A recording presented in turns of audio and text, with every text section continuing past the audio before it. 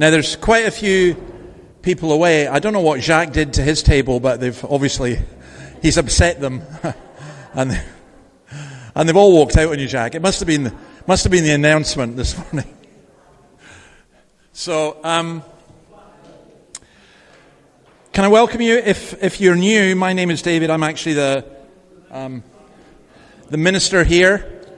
And what we do, I'll explain what we do. We'll go through the book of Romans, and we're doing it step by step. And the idea is just to give people an opportunity to discuss. We're working our way through this. So in the mornings here, we have a kind of traditional church service. And this one's really more an opportunity for people.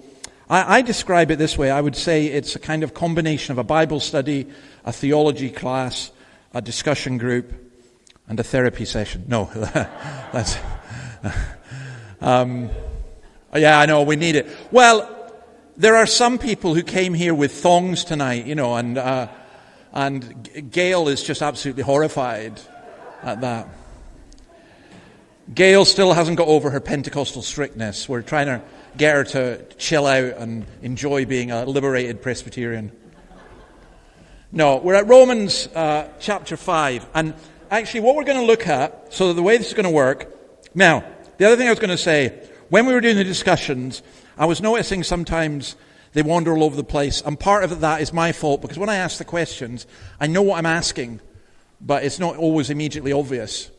And I think it's really, really important. Part of what we're doing here is trying to get people to look at the Bible as the Word of God. So I've got some spare Bibles.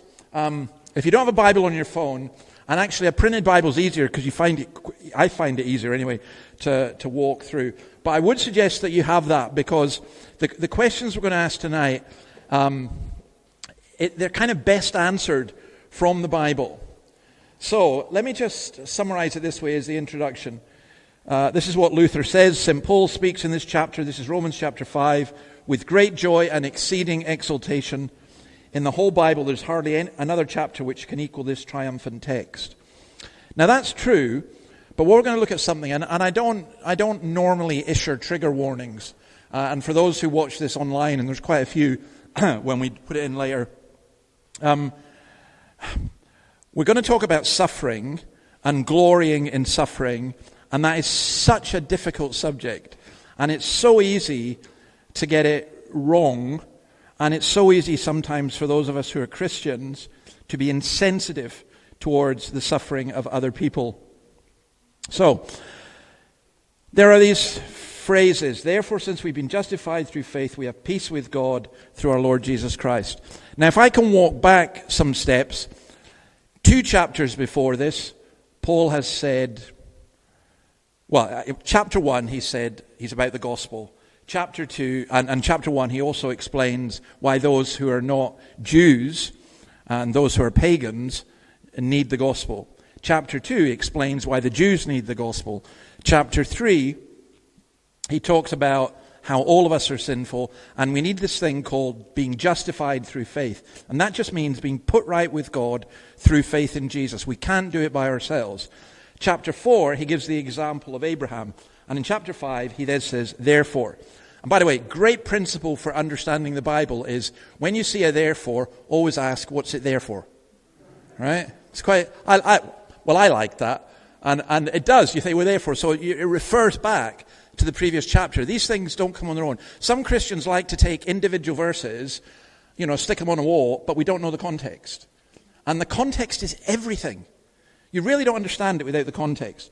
So, since we've been justified through faith, we have peace with God through our Lord Jesus Christ. That's the most beautiful thing. We have peace with God. And because we have peace with God, we have peace within ourselves. We have peace with others as well.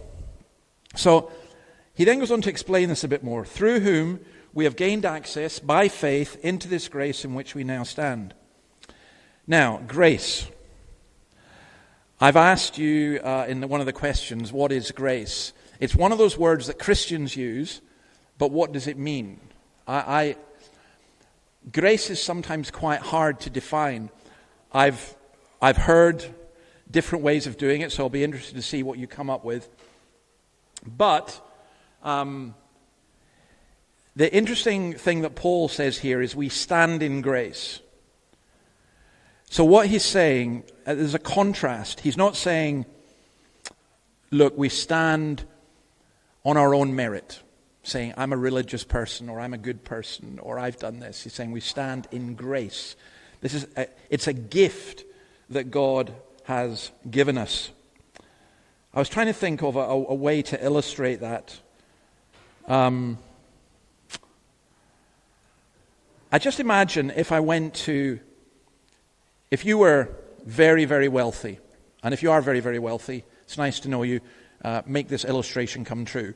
And you had a big house, and it had a lovely swimming pool, with a motorbike and everything else, with a fantastic library, and you said to me, hey, why don't you come and stay for a couple of months? It's all yours, we're leaving, you can have the house. And we're in that house, we live in it as though it's ours, but it's not ours.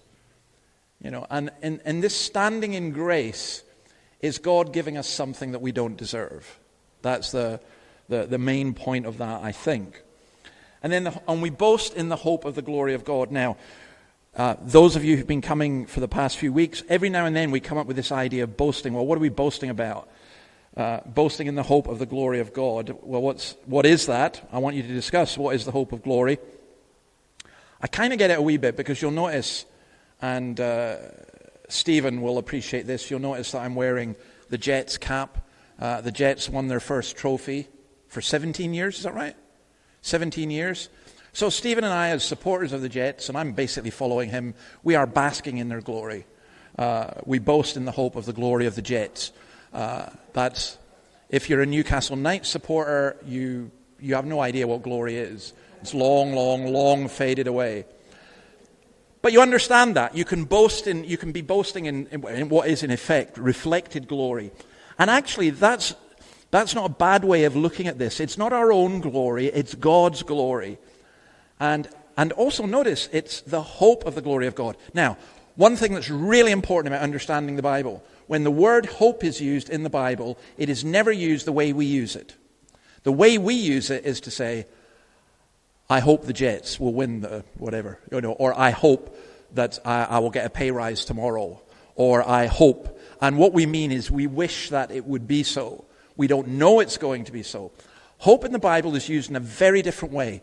It's a way of certainty. So again, the only illustration I can think of for explaining this is, I hope to go back to Scotland soon. It'd be really nice to go back to Scotland, and just for a visit, because we want to come back to Newcastle, the centre of the universe. But there's a difference between hoping we go back and me saying to you, I've actually got our tickets. We bought them. We're, given other things other than death and nuclear war, we're going back. We've got the ticket. And the hope that the Christian has is we've got the ticket. It's absolutely certain. And then this, not only so, but we also glory in our sufferings, because we know that suffering produces perseverance, character, hope. Okay. Who glories in their suffering? You could be a masochist. People can't complain. I haven't got the clip, but I should have probably put it up. Have you ever seen the thing from the Monty Python about the 4 Yorkshiremen? If you haven't, look it up. Because basically, you'd have these 4 Yorkshiremen, and one of them's going, we had a tough life. Kids nowadays don't know what it's like. We grew up in a small house. And then one of them goes, you had a house. We had a 1-bedroom apartment.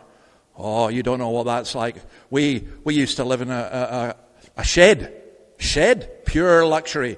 We used to live in a cardboard box in the middle of the road, and cardboard box. We used to dream of cardboard boxes. We lived down a cesspit and had to walk 20 miles a day to go to work just to get water. Water, luxury. We dreamt of having water, right?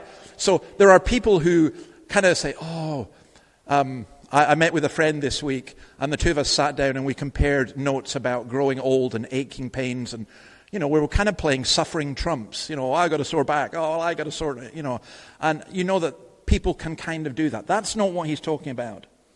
What he's saying is this, suffering is dreadful. There's something wrong with you if you want suffering. Oh, please make me suffer more. But what he's saying is we can glory in sufferings because suffering has a consequence for us. Suffering produces perseverance, perseverance character, and character hope. There's a marvelous quote from Dostoevsky when he says that anyone who wants to have a big heart must first endure suffering. Now, this may be wrong. You can talk about this amongst yourselves. But I've met some people who have an extraordinary depth and an extraordinary beauty. And when I meet people like that, I think, what have you suffered? I think suffering deepens you. And that's what it says. It produces perseverance. You keep going, perseverance, character, and character, hope. And then this last bit. Hope does not put us to shame because God's love has been poured into our hearts through the Holy Spirit who has been given to us. That's where this phrase that we use, it's better felt than told, comes in. Because God's love being poured into our hearts by the Holy Spirit. He's going to go on to explain, and we'll look at this next week, how that happens through Christ. But all I will say from my point of view is that it is the most, and I'll say maybe a little bit more at the end, it's the most glorious feeling. It's more than a feeling, but it's the most glorious feeling in the world. Because you're suffering and you're struggling, but if at the same time you are conscious of the love of God, it absolutely overwhelms everything. And again, the only illustration I can use is this. You're a very small child and you crush your finger in the door or something like that. And you're in pain and you're crying and you're agonizing. And your mom comes and just gives you a big hug and comforts you in that way. Well, what this is talking about is God comforting us in our suffering and how it is an overwhelming experience. So there's this paradox that we have. You can experience great suffering, but through that great suffering, you can also experience a great sense of the love of God. Now, some people would say it goes the other way. If you suffer, then you'd say that God doesn't love me or whatever. I would say, no. That's not how this works. And that's what Paul is talking about here. So we boast in hope and we glory in suffering. Now, if you have a Bible, then, please do look at the text. The text is there on the sheet, but also just for being around it. I've asked 4 questions. Please don't feel that you need to stick to those 4 questions. I think it's probably best to go through the text and just think, okay, what's peace with God? What's this grace? What's this glory of God? How does this thing of glory and sufferings actually work out? And if you've got time, you can get on to verse 5. But if you've got any comments or questions that you need me to deal with just now, just give me a wave and I'll come to your table. But on you go. You've got pretty well half an hour, so you've got plenty of time.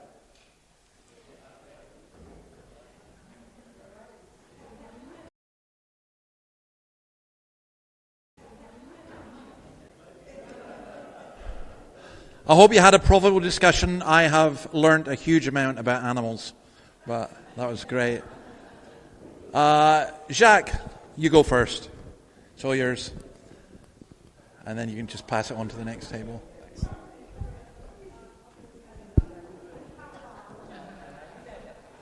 All right. Okay, we've got a question, so, right, go for it. We had a very good discussion around the glory in our suffering, but we wondered if you could put a bit more flesh around that concept. Okay. Yeah, sorry, I'm smiling not because or laughing not because it's a bad question, but because it's a great question. So here's my problem. Exulting in hope, we get that, right? Exulting in suffering, it doesn't connect, for most of us. And so you've really got to wrestle with it. Paul uses a word that indicates that there's suffering. You have general suffering in life. Okay, talking about aches and pains. I've got sciatica at the moment, and if you want to talk to me at the end, I'll talk about it forever, just aches and pains. But he used the word here which implies more suffering because of your faith. So there's something that Peter talks about being counted worthy of suffering for Christ. Sometimes we suffer because of our own stupidity. You drink too much, you wake up in the morning with a massive headache. Right? That's your stupidity. You suffer for that. You overeat. Sometimes we suffer because of what other people do to us. Sometimes some suffering appears completely random. But there's suffering that happens to us because we're following Christ. And I think that's part of what's rejoiced in this. Masochism is the sickness of finding pleasure in pain. Well, we ain't doing, that's not where we're at. So what's he saying? When we get to Romans 8, we'll see this. Suffering is the path to glory for Christ. You know, he went to the cross, and he tells us we've got to take up our crosses as well. And suffering also matures us. It can be productive, but there's a big but. And the but here is as long as we don't respond to it with anger and bitterness. And if we respond with anger and bitterness, suffering becomes incredibly destructive. So it's not that we don't care, but, you know, every one of us, I'm sure, in our lives can point to particular periods of suffering. I think of one especially for me, and I would never ever want to go through it again, but I do recognize that it was extremely character forming and life changing. So, you know,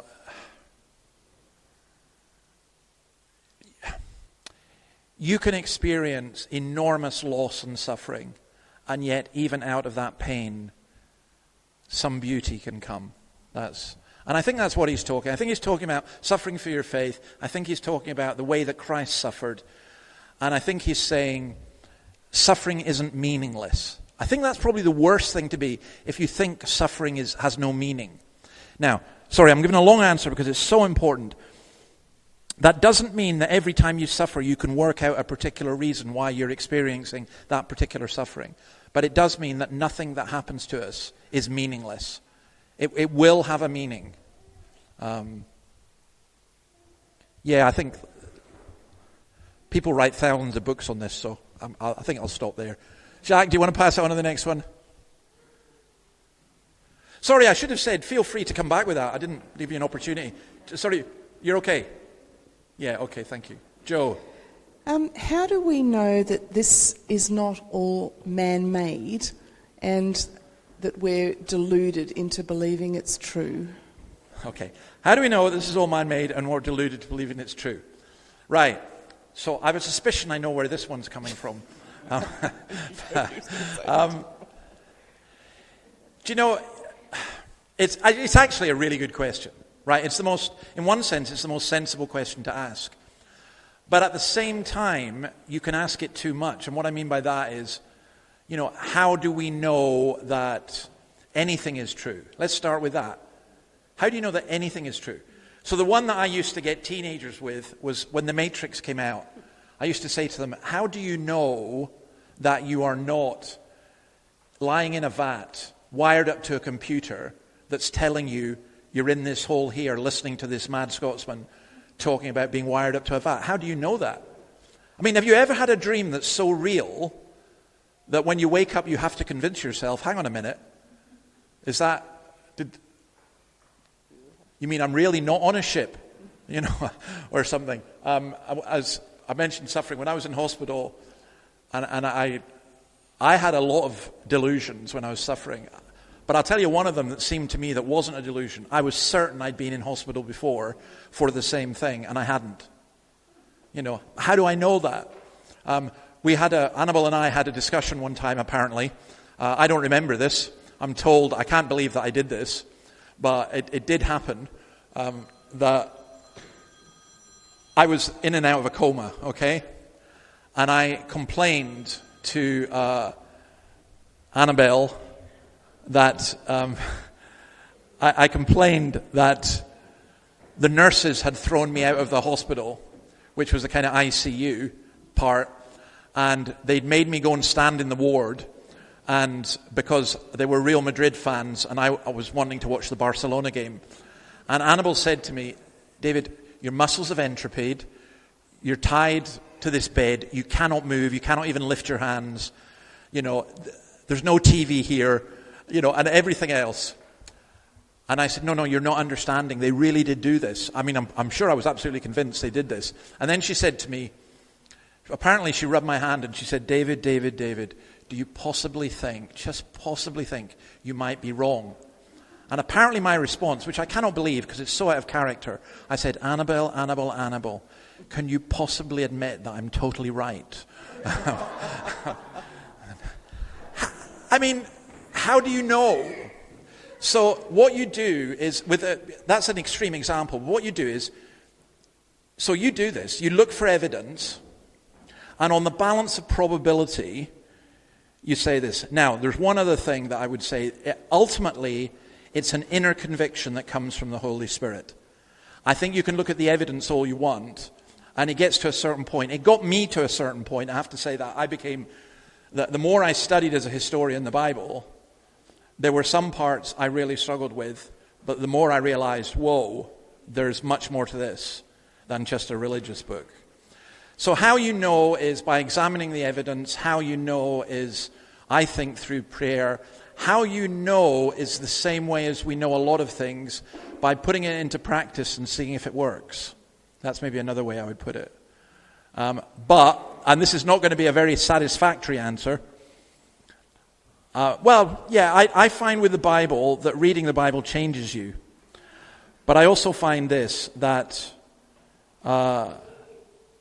sometimes there's just an inner conviction.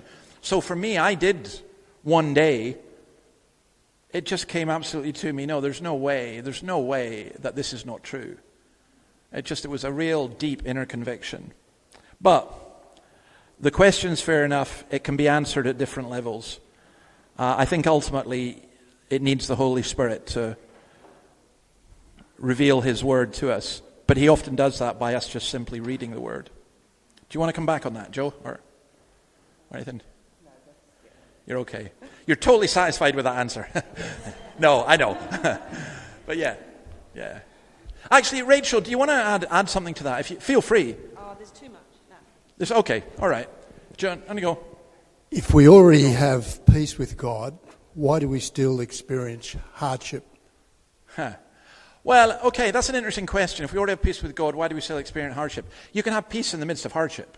So peace and hardship are not opposites. Peace and turmoil, or dispeace, or unpeace, or maybe war, they are, internal turmoil. So I wouldn't make peace and hardship opposite. Some of the people I know most who have deep peace are people who go through great hardship. So, in fact, I'm not even sure that you could describe it as peace if everything's always just going great. How do you know that's peace? Just you're feeling good. That's not necessarily peace. But peace is when you go through the most incredible trouble. So to give you an example, a dear friend of ours and Annabelle was taken into hospital last weekend, and her husband wrote me and just said, the prognosis is not good at all, and it wasn't because she died 2 days later. But he said she has a deep peace. Yeah. That's what I get. So I wouldn't say that if you have peace with God that you don't have hardship. But also, I'd also say this, that you can have peace with God and sometimes not feel peaceful. You can still have turmoil. You can be at peace with God. You can still be in a kind of messed up place. And that's why Paul prays for the Philippians. I pray that you would know the peace of God that passes understanding. We still need that. We can grow in peace. So yeah, it's a really good question too. Let's pass it on to the last one.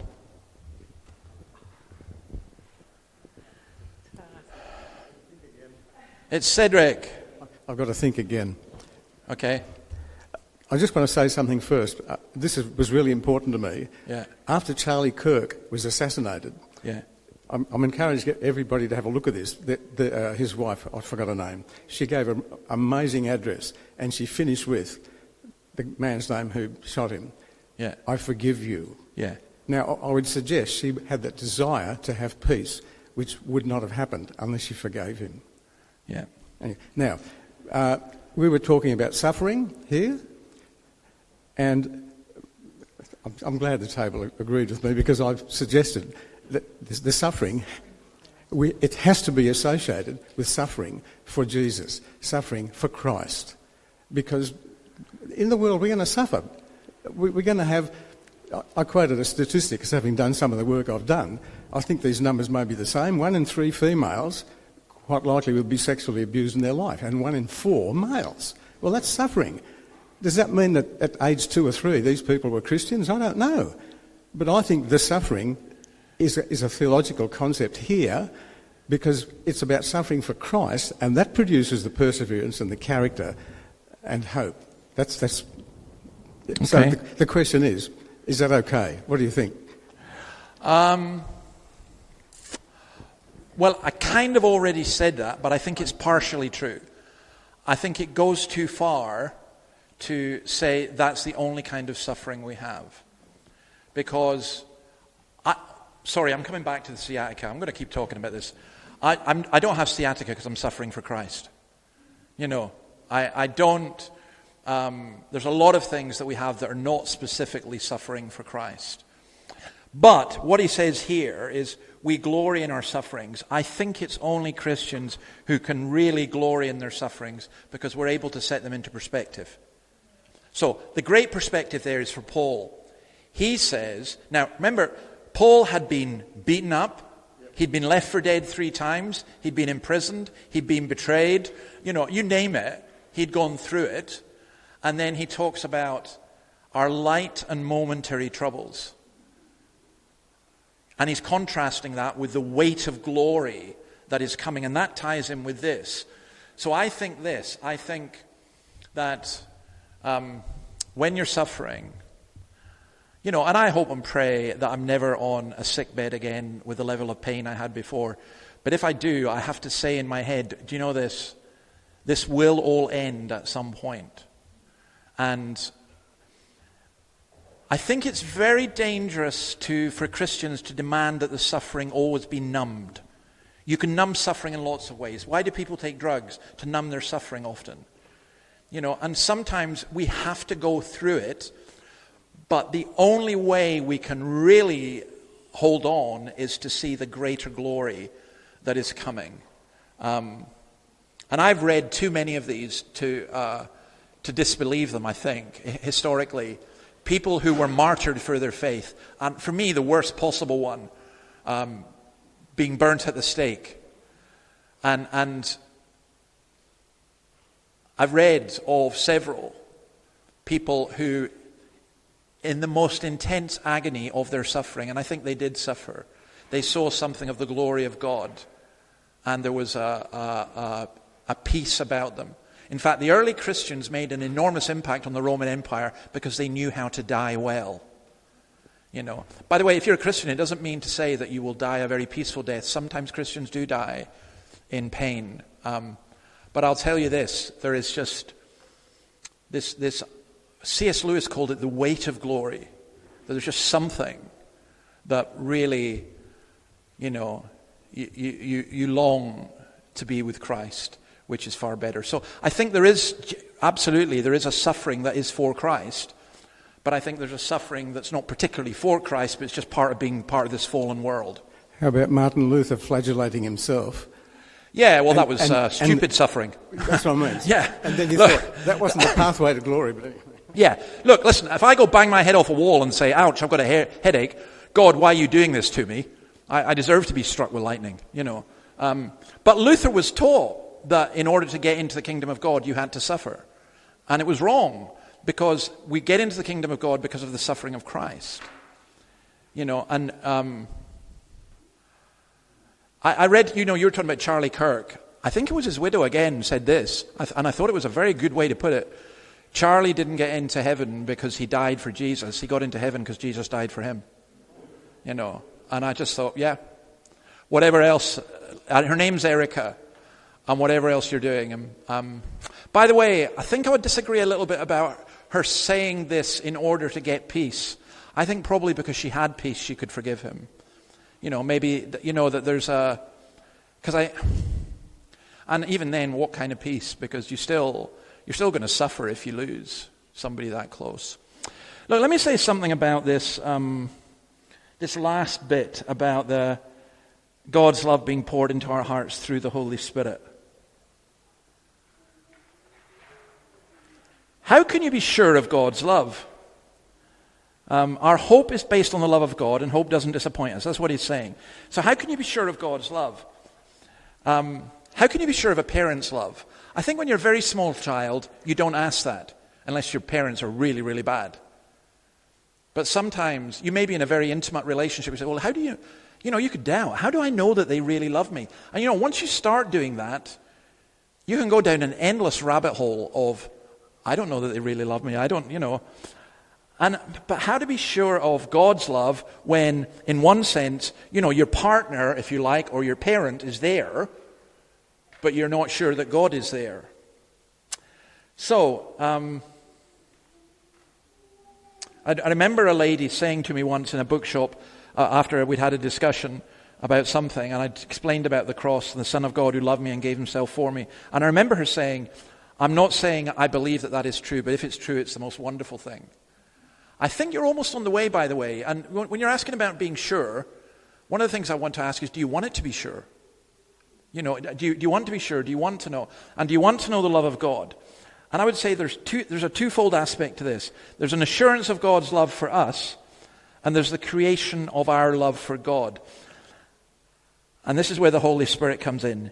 It's poured out into our hearts through the Holy Spirit who has been given to us. And he said poured out. It's like a permanent flood. It's like a cloudburst, making us deeply aware of the love of God. It's funny, we're such fickle creatures, aren't we? We moaned and moaned and moaned that it rained for a month. And I'm saying, live in Scotland, it rains for a year. But we moaned and moaned and moaned. Oh, I hope the rain goes. Now the rain's gone. It's been gone for 10 days. And people say, oh, I wish it would rain. My grass is getting really dry and all that kind of stuff. But you see what happens when the grass gets really dry and the ground gets really dry and things don't flourish and so on. I think a lot of us, we get really dry spiritually, and we need the Holy Spirit to pour out God's love into our hearts. Later on in Romans 8, you, however, are not in the realm of the flesh, but are in the realm of the Spirit, if indeed the Spirit of God lives in you. And if anyone does not have the Spirit of Christ, they do not belong to Christ. But if Christ is in you, then even though your body is subject to death because of sin, the Spirit gives life because of righteousness. And if the Spirit of him who raised Jesus from the dead is living in you, he who raised Christ from the dead will also give life to your mortal bodies because of his Spirit lives in you. Later on he says, in the same way the Spirit helps us in our weakness. We do not know what we ought to pray for, but the Spirit himself intercedes for us through wordless groans. And he who searches our hearts knows the mind of the Spirit, because the Spirit intercedes for God's people in accordance with the will of God. I just had a thought. It's tied in with this question about how you know. If we're saying this about the Spirit, well, how do we get the Spirit? What do you do? I remember being in a thing once, they said, hold hands, light a candle, and empty your mind. And then somebody said, say shabalabalombala or whatever it was, and I was going, you people are crazy, I ain't doing that. No, that's not how it's done. But how do you get? You get by asking. It's very interesting that Jesus says, which of you fathers, though you are evil, if your son asks for bread, will you give him a stone? Or if he asks for a gift, will you give him a snake? You won't do that. How much more will your Father in heaven give the Holy Spirit to those who ask him? So I would pray. I would even go so far as to pray, Lord, if you exist, I ask that you send your Spirit into my life and show me all this. That doesn't sound, but that's not emptying your mind. And I think God always answers that prayer. Maybe not instantly. When I did that once, I did go out and I was expecting lightning from heaven, and it wasn't. There was silence for like 2 weeks. But then gradually, bit by bit, I saw that God did answer it. So, There's another evidence of God's love for us, which comes next week, Christ dying for us. And I think if you need to get these two things together. But I do think in this one, he's talking about an experiential feeling, an awareness of the love of God. Do you ever do that kids game with a daisy? He loves me not. Well, girls did that, but I did it sometimes. He loves me not. He loves me not. He loves me not. Sometimes I think we're a little bit like that with God. But when you're a teenage boy, so this is the secrets of teenage boys, and there's a girl you really, really like, but you're not sure if she's interested in you at all. And then when she tells you, you're an absolute hunk, you're the dream of my life, we're going to end up getting married. Well, you're floating on air for a while until you realize she's not telling the truth. But, you just have that sense of, somebody loves me. When you know your parents love you, when you know other people love you, when you feel that, there's pain in that because love can hurt. But when you know that God loves you, there is nothing like it in all the world.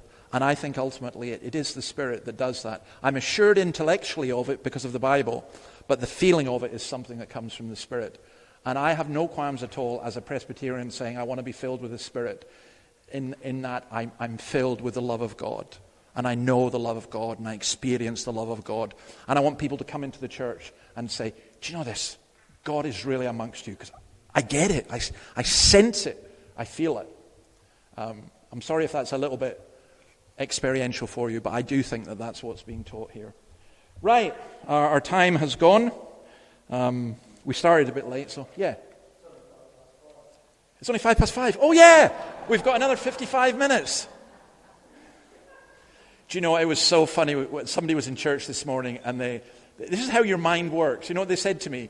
They said, it's great, we got an extra hour's sleep last night. No, we didn't. And when he was told that he didn't, that he slept an hour less, suddenly he felt way more tired. So I like your approach, Don. All right, we finished 55 minutes early. Let me just pray. Lord, thank you for this wonderful story that is a true story, and yet we struggle sometimes to grasp the reality of it. And we pray that you would help us to do so. We pray you'd give us your Spirit. We pray that we would have peace and faith and the hope of glory. We ask, O Lord, that you would give us your Spirit. Grant him to each and every one of us. In your name we ask it. Amen.